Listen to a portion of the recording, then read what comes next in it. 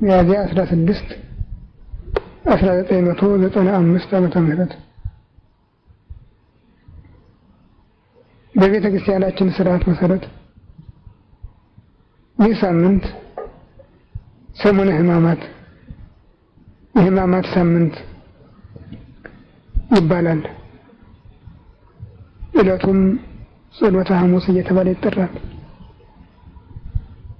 የሕማማት ሳምንት ሲባል ለመከራ የታደለ ለመከራ የታሰረ የተዘጋጀ ማለት አይደለም። አምላክ ሰው ሆኖ መከራ መስቀልን ተቀብሎ ሰውን ያዳነበት ወራት ማለት ነው። ስለዚህ ሳምንቱ ከሆሳዕና ዋዜማ እስከ ቅዳሜ ስዑር የትንሣኤ ዋዜማ ድረስ የሕማማት ሳምንት ይባላል። በብሉይ ኪዳን እስራኤል የነጻነታቸውን በዓል የሚያከብሩበት ነው ይህ የፋሲካ በዓል።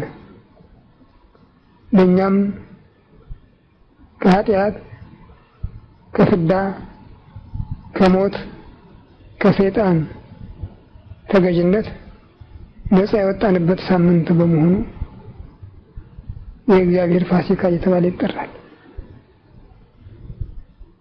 እና እነዚህ ቀኖች ክርስቲያኖች የጌታን መከራ መስቀሉን እያሰቡ በቤተ ክርስቲያን በጸሎት፣ በምልጃ፣ በስግደት ደጅ የሚጠኑባቸው ዕለታት ናቸው። በተለይም የዛሬው ዕለት ጸሎተ ሐሙስ ይባላል። ጸሎተ ሐሙስ የተባለው እንዲያው አይደለም። ጌታ በስራው ፍጻሜ ላይ ስራውን የማስተማር ስራውን ጨርሶ ምንም ሁሉም እንኳን ከዕለተ ጽንስ እስከ ዕለተ ዕርገት የፈጸመው ሁሉ የቤዛነት ስራ ቢሆንም በዚህ 33 ዓመት ከ3 ወር ዓለም እሱን እንዲያውቀው እሱም ደግሞ አንዳንድ ሰብአዊ ስርዓቶችን በመዳሰስ የድህነት ምክንያት ሊያደርጋቸው ስለፈቀደ በዚህ ምክንያት ያሳለፋቸው ናቸው። በተለይም 3 ዓመት ከ3 ወር ወንጌልን ያስተማረበትና በታምራት፣ በትምህርት፣ በትሩፋት የሰውን ልጆች ሁሉ ወደ እሱ የጠራበት ጊዜ ነው። እንግዲህ የዛሬው ቀን ይህን ሁሉ ስራውን ከፈጸመ በኋላ ዋናውን የቤዛነቱን ስራ ለመጀመር በፋሲካ በዓል ተዘጋጅቶ ስለነበረ ማታ በራት ላይ ብዙ ሰፋ ያለ የመጨረሻ ትምህርት ለደቀ መዛሙርቱ ሰጥቷል። ይህንንም ከሌሎቹ ወንጌላውያን ይልቅ ሐዋርያው ቅዱስ ዮሐንስ ሰፋ ያለ ስፍራ ሰጥቶ በወንጌል መዝግቦታል። ከምዕራፍ 12 ጀምሮ እስከ ምዕራፍ 17 መጨረሻ አስፍሮታል። በመጨረሻው በምዕራፍ 17 ጌታ የተናገረው የጸለየው ሰውንና እግዚአብሔርን ያስታረቀበት ቃል ይገኛል። ብዙ ጊዜ በወንጌል ጌታ ሲጸልይ ዓይኑን ወደ ሰማይ አነሳ የሚል ቃል እናገኛለን።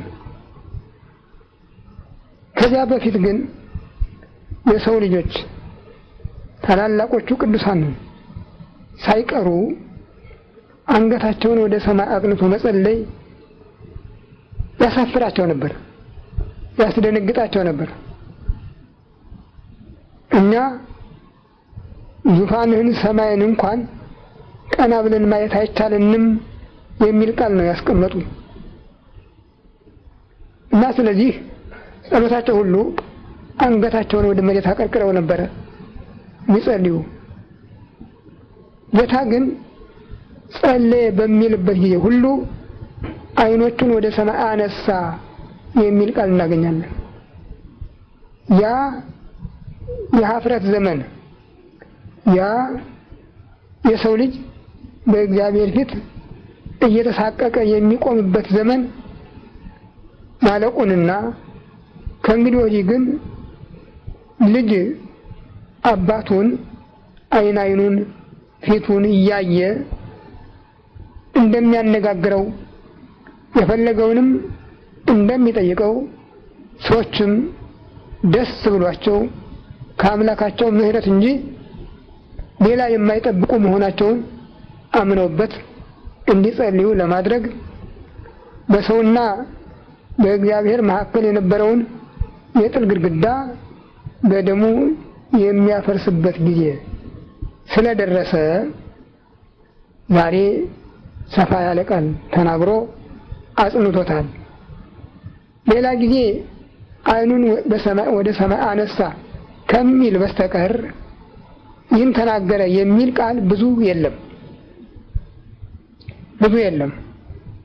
እርግጥ በዮሐንስ ምዕራፍ 12 አንድ ቃል አባት ሆይ ዘወትር እንደምትሰማኝ አውቃለሁ፣ ግን በዚህ ባጠገቤ ስላሉት ሰዎች ይህን እናገራለሁ ብሎ እንደተነገረ ተጽፏል። ይህ ግን ከዚያ ለየት ያለ ነው። ዝርዝር ጉዳዩን የያዘ ነው። ከሃይማኖት ጀምሮ እስከ ርስተ መንግሥተ ሰማያት መውረስ ድረስ ያሉትን የተስፋ መስመሮች እየዳሰሰ ነው የተናገራቸው። በመጀመሪያ የክርስትና ሃይማኖት ጥልቅና ረቂቅ ስለሆነ ይህንን የሚሸከም ልብ እንድናገኝ ይህን ጸጋ እንዲያድለን ነው የተናገረው። አባት ሆይ አንተ ልጅህን ልትገልጠው ልጅህም አንተን ሊገልጥህ ጊዜው ደርሷል። በስጋ በደም ላሉ ሁሉ የዘላለም ሕይወትን እንዲሰጣቸው እንዳሰለጠንከው መጠን አሁን ጊዜው ደርሷል። የዘላለም ሕይወት ማለትም አንተና የላከው ልጅህ አንድ አምላክ መሆናችንን ማወቅ ነው ብሎ ምስጢረ ሥላሴ በባህሪ አንድ በአካል ሶስት ብሎ ማመን አስጨናቂ አስቸጋሪ ሲሆን፣ ክርስቲያኖች ግን ሙሉ በሙሉ አምነው እንዲቀበሉት የተቻለ በዚህ ቃል መሰረትነት ነው። ይህን ቃል ስለተናገረ ቤተ ክርስቲያን ምስጢረ ሥላሴን በምታስተምርበት ጊዜ ሁሉ ቃሏን የተቀበሉ ያለ ማንገራገር ያለ ማጉረምረም አምነው እንዲቀበሉት ሆነ። ከዚያ ቀጥሎ ስራውን በዚያው መጨረሱን ሲያስረዳ አባት ሆይ በምድር ላይ ልሰራው የሰጠኸኝን ስራ ፈጽሜ አከበርኩህ ነው ያለው።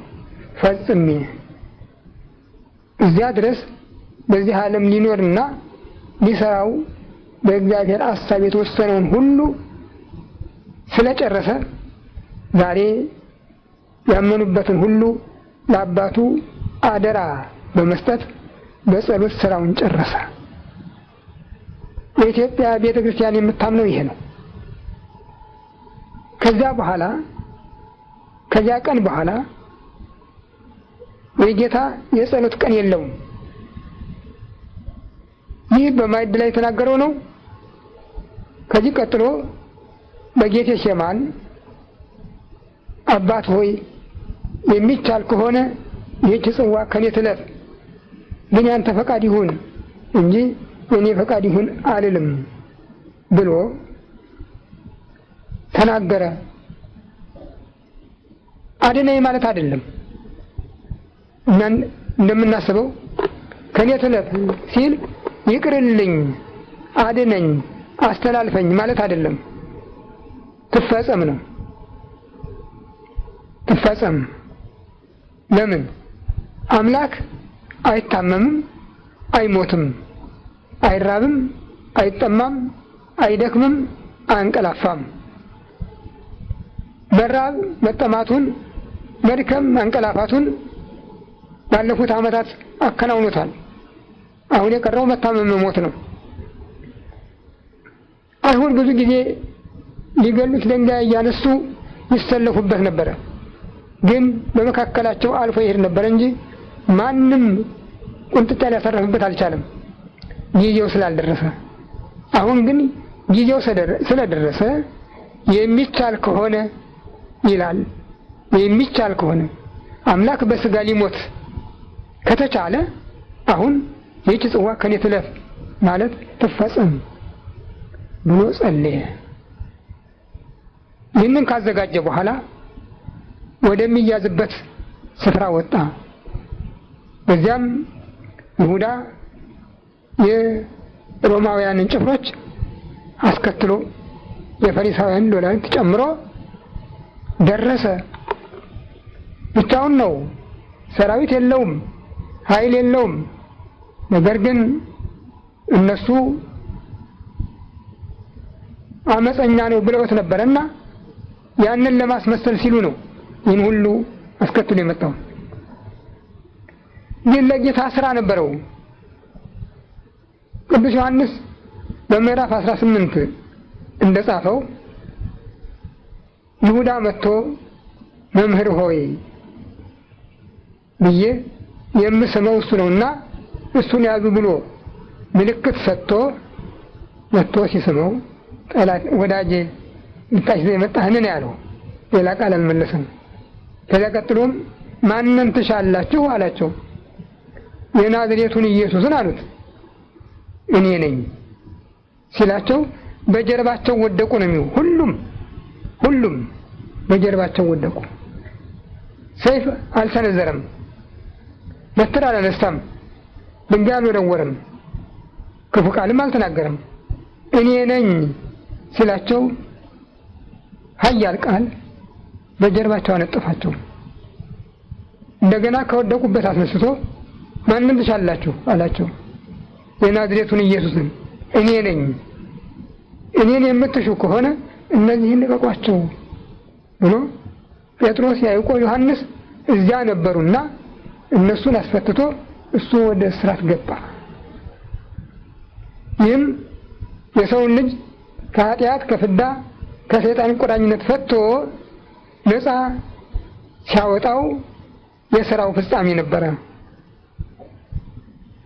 እንደገና በመስቀል ላይ ሳለ አባት ሆይ የሚሰሩትን አያውቁምና ይቅር በላቸው ብሎ ለጠላቶች ሳይቀር ጸለየ። እንግዲህ በዚህ ቀን ቀደም ብዬ እንደነገርኳችሁ ጌታ በምድር ላይ ልሰራው የሰጠኝን ስራ ፈጽሜ አመሰገንኩህ ያለው ቃል ተጠቃለለ። እዚያ ድረስ ነበረ ጸለየ የሚል ቃል። ከዚህ ቀን በኋላ ግን ጌታ ጸለየ የሚል የለም። ጸለየ የሚል በወንጌል የለም። ፕሮቴስታንት ግን ዛሬም እንኳን ካረገ በኋላ በአብ ቀኝ ተቀምጦ ይጸልያል ብሎ ሰውን ያታልላል። ይሄ የሰይጣን ወሬ ነው። በቅዱስ ወንጌል ቤተ ክርስቲያን አላስተማረችንም። ስራውን የጨረሰው በመስቀል ላይ ብቻ። ከዚያ አያይዞ ሐሙስ ማታ በጀመረው ጸሎቱ ስምህን ለሰዎች ነገርኳቸው፣ እነሱም ተቀብለው አመኑ። እኔ ቃልህን ሰጠኋቸው፣ እኔ ካንተ እንደወጣሁ እነሱ አመኑ። ስለዚህም እኔ ስለ እነዚህ እንጂ ስለ ዓለም አልለምንህም። እነዚህን ግን ጠብቃቸው፣ ቅዱስ አባት ሆይ በስምህ ጠብቃቸው፣ እንደኛ አንድ እንዲሆኑ ብሎ የክርስቲያኖች አንድነት በዘር፣ በጎሳ፣ በቦታ ርቀት፣ በማንኛውም ምክንያት ሊለወጥ የማይችል ማንም ይሁን ምንም ይሁን ሊሽረው የማይችል አንድነቱ ጸንቶ የሚኖር መሆኑን በዚህ ቃል አረጋገጠ አጸናውም። ስለዚህ ነው አንዲት ቤተክርስቲያን የሚለው ትምህርት የተወለደ በሞላው ዓለም ያሉ ክርስቲያኖች ሁሉ አንድ ስለሆኑ የአንድ እናት ልጆች የአንድ አባት ልጆች ናቸው ማለት ነው። በምድር ላይ ሳለሁ ነው ያለ እኔ እጠብቃቸው ነበር፣ አሁን ግን እኔ ወደ አንተ እመጣለሁ። ስለዚህ አባት ሆይ አንተ ጠብቃቸው፣ እስካሁን ድረስ ከጥፋት ልጅ ማለት ከይሁዳ በቀር የወደቀ የለም። አሁን እኔ ወደ አንተ እመጣለሁና ቃልህን እሰጣቸዋለሁ፣ ግን ዓለም አይወዳቸውም እኔን አልወደደኝምና እምለምንህም ከዚህ ዓለም እንድታወጣቸው አይደለም ግደላቸው ብያለሁ ምጸልይባቸው ከክፉ ሁሉ እንድጠብቃቸው ነው ብሎ ተናገረ። በዚህ ቃሉም ሰማዕታት ወደ ተሳለ ስለት ወደ ነደደ እሳት ይሄዱ፣ ጻድቃን በልዩ ልዩ ስፍራ የዛለ ሰው ድንጋይ ተንተርሰው ዳዋጽ ሰው ቢኖሩ ነገር እንደማያገኛቸው ድል ነስተው እንዲሸጋገሩ ይህን ቃል መሰረተላቸው። ቀጥሎም እኔ ከዓለም አይደለሁም እነሱም ከዓለም አይደሉምና ቅዱስ አባት ሆይ በጽድቅህ ቀድሳቸው፣ ቃልህ እውነት ነው። አንተ እኔን ወደ ዓለም እንደላከኝ እኔም ደግሞ ወደ ዓለም ልካቸዋለሁ ነው ያለ። ክርስቲያኖች ሁሉ ለዓለም የእሱ መልእክተኞች ናቸው። ለቃል ማስተማር ብቻ አይደለም፣ የሥራ መምህራን ናቸው።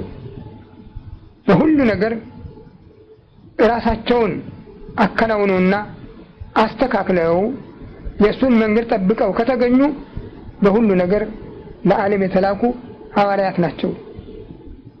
ስለነሱ ይላል እኔ ራሴን እቀድሳለሁ እነሱ ደግሞ የተቀደሱ ይሆኑ ዘንድ ብሎ ስለኛ ራሱን ካህን መስዋዕት አድርጎ አቀረበ።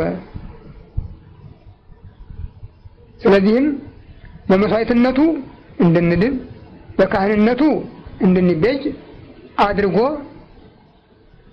በመስዋዕትነቱ መስዋዕት በካህንነቱ መስዋዕት አቅራቢ ሲሆን ግን ከባሕርይ አባቱ ከመንፈስ ቅዱስም ጋራ መስዋዕት ተቀባይና ዋጋ ከፋይ ሆኖ ቆመ። የምለምንህም ይላል እዚህ ስላሉት ብቻ አይደለም፣ ቦታ እንዳይወስነው ቁጥር እንዳይወስነው ይህንን ጸሎት ይህን ምልጃ ቦታ እንዳይወስነው ቁጥር እንዳይወስነው እዚያ ባሉት ብቻ ተገድቦ እንዳይቀር ሲያስረዳ የምለምንህ ስለነዚህ ብቻ አይደለም በቃላቸውም ስለሚያምኑብኝም ሁሉ ነው እንጂ ብሎ ጠቅላላውን ክርስቲያን በዚያች የምልጃ ሰዓት እንዳሰበ በዚያች የጸሎት ሰዓት እንዳሰበ እናያለን። በእውነቱ እውነተኛ ትምክህት በአምላካችን ካለን በዚህ ደስ ሊለን ይገባል። እኛ ምንድነን? እያንዳንዳችን ወራዶች፣ ዝቅተኞች፣ ኃጢአተኞች ነን። ግን አሰበን፣ ጌታ አሰበን። ስለነዚህ ብቻ አይደለም በቃላቸውም ስለሚያምኑብኝ ሁሉ ነው እንጂ። ክብር ምስጋና ይግባው። እጅግ የሚያስደንቅ አነጋገር ነው። እጅግ የሚያስደንቅ የቸርነት ስራ ነው። እንዲህ ቢሆን ኖሮ ጸጋው በከፊል እዚያ ላሉት ብቻ ተወስኖ በቀረ ነበረ። ምክንያቱም አምላክ አይናገርም እንጂ ከተናገረ የሚለወጥ ነገር የለምና። ግን ቸርነቱ ቤዛነቱ ለሁሉ ስለሆነ እኔ የማደርገው ይህ ሁኔታ ለነዚህ ብቻ አይደለም በቃላቸውም ስለሚያምኑ ሁሉ ነው እንጂ ብሎ ሁላችንንም አንድ አድርጎ በዚያች ቅጽበት ወደ ጸጋው ውስጥ አስገብቶናል። እና በመጨረሻም አባት ሆይ የሰጠኝ ሁሉ ነው ያለ እኔ ካለሁበት እንዲኖሩ እሻለሁ ክብሬን እንዲያዩ። ይሄንም የሚጠብቀን የምንጠብቀው ይሄ ነው። እውነተኛው ሃይማኖት ከተገኘ እምነቱ ካለ ፍጹም ልብ ካለን እንግዲህ የሚጠብቀን ይሄ ነው። ይህን ቃል የሚሽረው ማንም የለም። እኔ ካለሁበት እንዲኖሩ ነው ያለ። ይህን የምናጣው በራሳችን አድራጎት ብቻ ነው፣ በራሳችን ፍላጎት ብቻ ነው፣ በራሳችን የሃይማኖት ጉድለት ብቻ ነው፣ በራሳችን ብቻ ስንፍና ካልቀረብን በስተቀር ይህን የሚያሳጣን የሚነጥቀን ማንም የለም። አምላካችን እስከዚህ ድረስ ነው የረዳን። አዎ እኔ እስከ ዓለም ፍጻሜ ከነሱ ጋር ነኝ፣ ስምህን ነግሬያቸዋለሁ፣ ደግሞም እነግራቸዋለሁ፣ እንዲሁም ደግሞ አብሬያቸው እኖራለሁ ብሏልና ስለዚህ እኛም ተስፋ የምናደርገው እሱ ካለበት እንድንኖር እንደ ቃሉ እንዳነጋገሩ እሱ ካለበት እንድንኖር ስለሆነ አሁንም በቸርነቱ እንዲያስበን ፈቃዱ ይሁን።